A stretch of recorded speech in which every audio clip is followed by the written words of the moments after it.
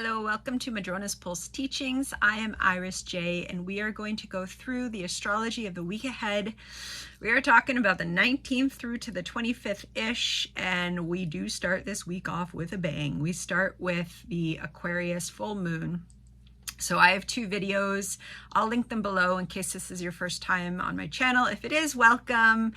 I talk about astrology, spirituality, healing, and growing and thriving in these human embodied experiences, and it is messy, but we do it, and it is beautiful.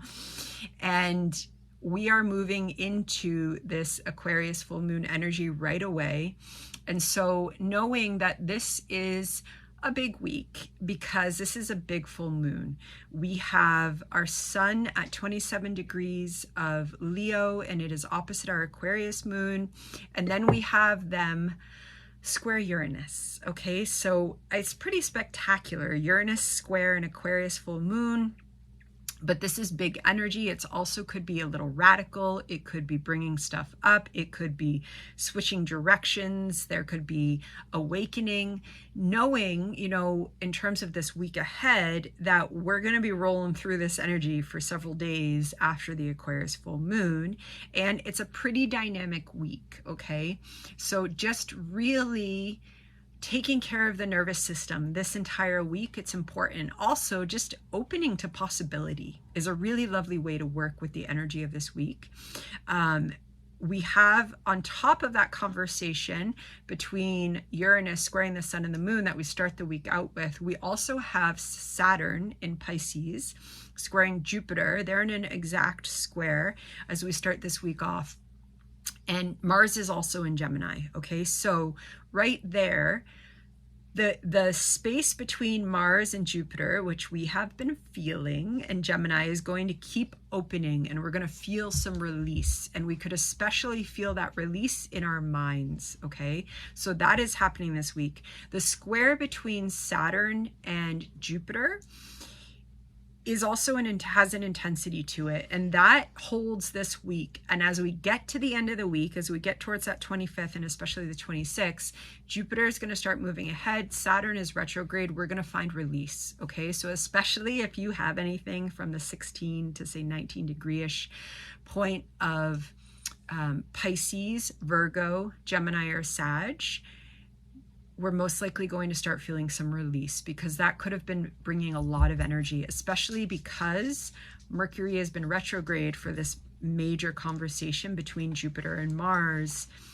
That can go all sorts of ways, and we've been living with it and knowing that there will be some release. That said, Mercury is still retrograde this whole week. It's next week, at the very end, around the 29th of August, that we're going to see Mercury station direct, and we're going to start.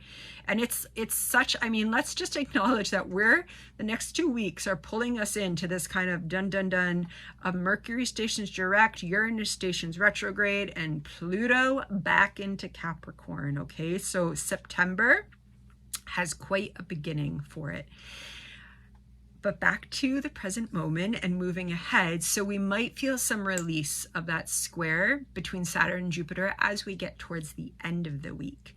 Also very significant this week is our sun. Okay, so the sun firstly is conjunct Venus the whole week. So they're going to journey together through the final degrees of Leo.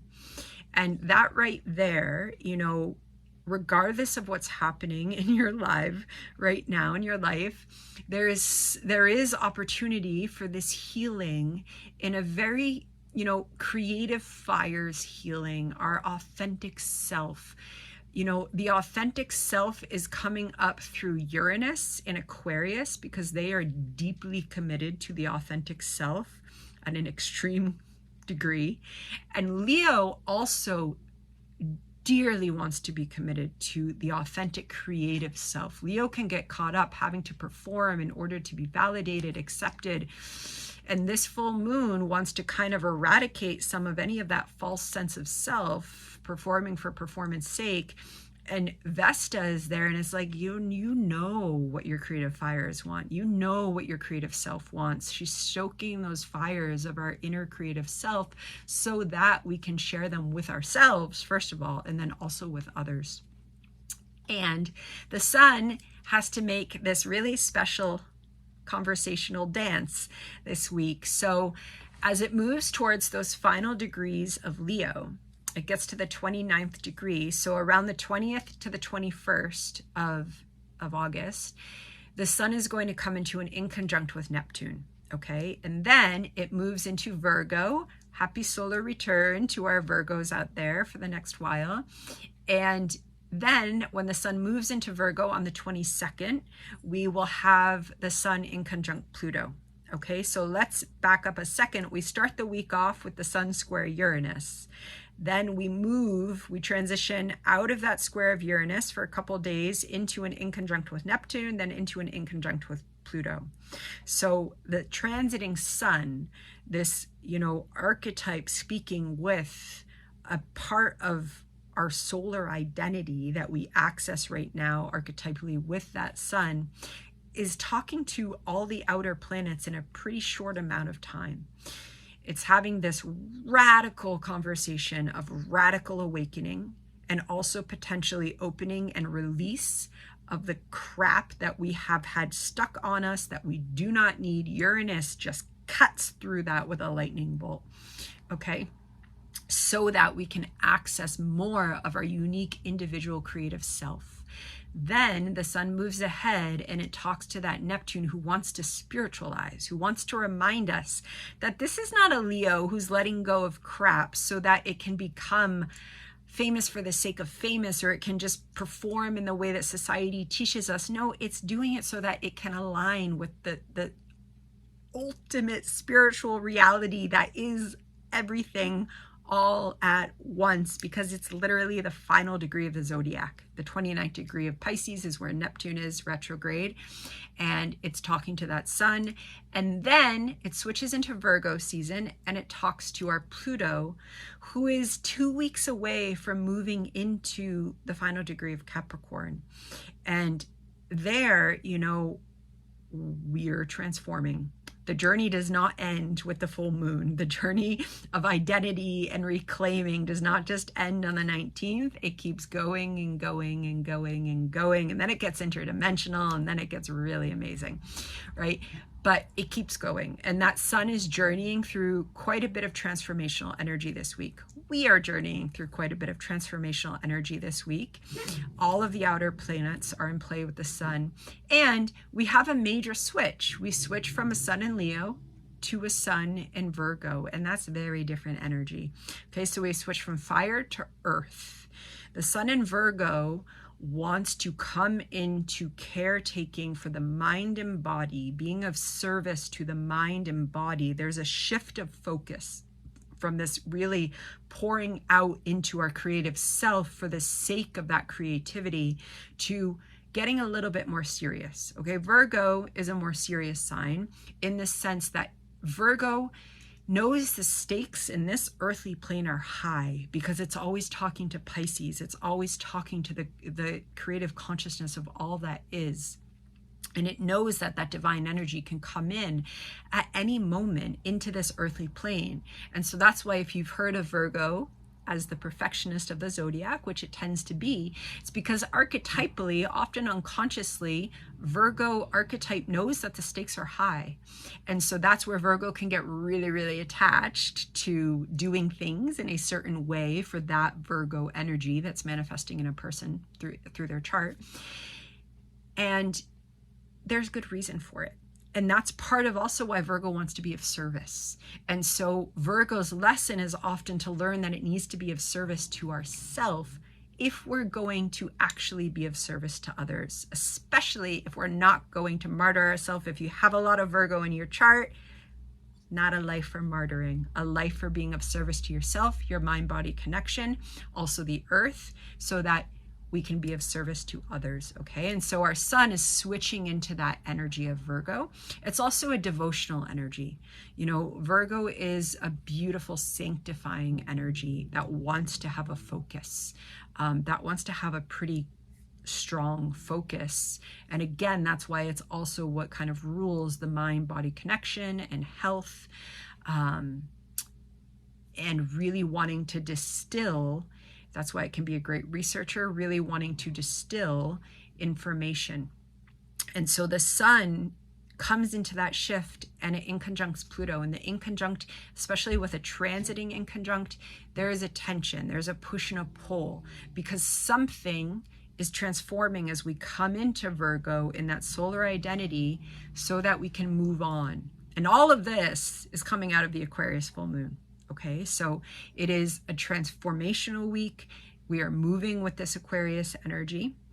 And Mercury retrograde is up to some stuff this week, and it is in a trine with Chiron, who's also retrograde there in Aries. Okay, and so this is lasting for most of the week, especially from the window of the 21st to the 26th. And so Mercury retrograde is trining, supportive element between the Leo fire of the Mercury retrograde and our Aries Chiron. And so there's something that wants to be reassessed, literally for the healing of ourself, of our fires, of our instincts, of our inspiration, of our intuition. Fire is intuition in the sense that we feel the spark of divine inspiration, and then we want to move with it. And so really inviting that healing energy of your own fires within, also knowing that there's another healing in the beginning of the week, because Vesta is also healing those internal fires. Okay, so really, and there you could even do some ritual with a candle, writing with fires, paint some flames. I just had a memory of years ago when I was painting flames. It's fun to paint flames. And also, and this is going to link back up to Mercury retrograde, I promise, Mars, who's moving out of that square with Jupiter, is going to be in a square with Venus, who's in Virgo. And so we start the week out with Venus as part of the Aquarius full moon conversation. Venus is opposite Saturn. So knowing that there's also a focus on our values, because Venus is our values. She's in Virgo, so she has that mind-body devotional energy to the sense of service to the self, love and care of our mind-body connection. And so Virgo is bringing that attention to our care of our values, and those values are important in all of this energy of the Aquarius full moon. And then Venus is going to square Mars, and so whenever Venus and Mars are talking, it's always very significant. We're having this kind of converging and diverging of the divine masculine, divine feminine energies that manifest in all of us, regardless of gender, of care for the self that also relates to how we have action out in the world, of our values, and then how we go and we act upon those values. That's the conversation between Venus and Mars, and then also our values in terms of who we enter into a relationship with and how we show up in a relationship with, how we claim our strength and our yang energy. That's part of Mars. And so Mars is there in Gemini and Venus is in Virgo, and they're in a square for pretty much the whole week. Okay, but it's exact on the 22nd. And this is important and very interesting because both of those signs are ruled by Mercury. Okay, so Mercury rules Gemini, and it also is a co-ruler in kind of modern astrology of Virgo. And so there is some reconsideration around, firstly, potentially the merging of the divine masculine and the divine feminine within oneself. Deeply personal. What does that mean for you? Not what does that mean for everyone else? Not what does that mean for any celebrity? Not what does it mean for you and your own access of those archetypal energies, however they manifest for you, regardless or in support of your own gender expression, your own gender journey. This is a conversation between the two, and it's a square. So there's something that's wanting to kind of come into a dynamic tension so that we can get into the juiciness of something. And with Mercury retrograde being that which is governing these, there's something that might need to be kind of reworked or reconsidered around how our values, especially of how they're of service to ourselves and of others, how we understand them, how they also come into our drive that allows us to literally create information, because that's what Gemini does, right? How we access them, how we think, how we speak to ourselves. This could also be a really beautiful week to look at our own internal conversations with ourselves and to really invite healing, because the other ruler of Virgo is Chiron, and Mercury retrograde is trining Chiron. Okay, so there's this lovely little symphony going on there, and there's something that can be quite healing in that conversation between the Venus and the Mars and the Mercury retrograde trining that Aries Chiron. And the one last thing, I'm just looking at my cheat sheet, the one last thing that I want to mention, because she deserves to be mentioned, is that Ceres is still squaring the nodes. Okay, so Ceres in Capricorn is squaring our Libra and Aries nodes. And so again, underneath all of it, underneath the I don't know what's going on, or the holy smokes, I didn't see that coming, or just the my body is incredibly exhausted, because all of this Mercury retrograde, Gemini, Uranus, Aquarius energy speaks directly to the nervous system. So we want to care for our bodies, especially if you are feeling exhausted or you're having an injury or a health flare-up. Really caring for the nervous system is extremely important. And as we're doing that, Ceres, who's underneath it all, is also asking us what wants to be nurtured. Bring in the Aquarius full moon while this is happening, a radical way, okay? In a radical way that as I come into my authentic self is absolutely going to change how I show up with that South Node in Aries. With that, I was like, that doesn't feel right. With that North Node in Aries, for myself, with my instincts, with my sacred self, and how I show up in relationship, the South Node in Libra, okay? And Ceres is saying there's something there to be realigned deep in our bones about how we commit to ourselves, how we commit to others in a way that wants to be of service to all of this awakening energy. It's a lot. There's a lot of layers this week, okay? And depending how you're feeling, this energy is landing with folks in some really intense ways, in others, especially depending upon it always depends upon our chart. Depends upon if we have a lot of mutable energy or not in terms of how this week is kind of landing with us. But it can be a lot, okay? And I know with some clients and groups, there is a lot going on. So coming back to the question of Ceres, what nurtures me right now? What would feel good in my bones right now? And also leaning into the Aquarius full moon, illuminating, in that air energy in our higher mind self.